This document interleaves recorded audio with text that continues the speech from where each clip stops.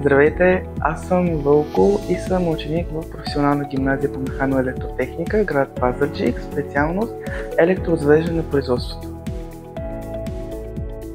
Избрах специалността електрозвеждане на производството, защото винаги ми е било интересно да разбера как работят машините.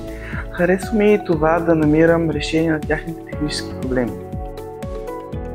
Обучението най-много ми харесва това, че е насочено.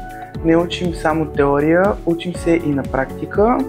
Също така нашите преподаватели насърчават да мислим като едни истински специалисти и да подхождаме отговорно към задачите си.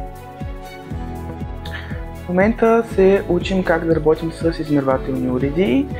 В часовете по практика реализираме схеми и измерваме най-различни величини. Не е трудно, но е много интересно да видиш как нещо направено от теб работи. Понякога е трудно, но в добрия смисъл, предизвикателно е.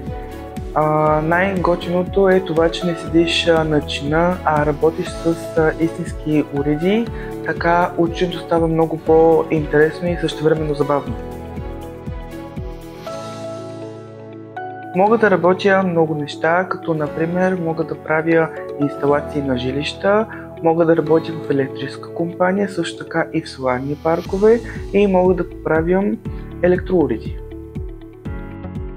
Със сигурност ще ми бъде по-лесно, защото ако продължа да уча същата специалност, ще имам по-голям опит и по-голяма възможност за реализация. Защото тук ние получаваме не само образование, а професия в ръцете си.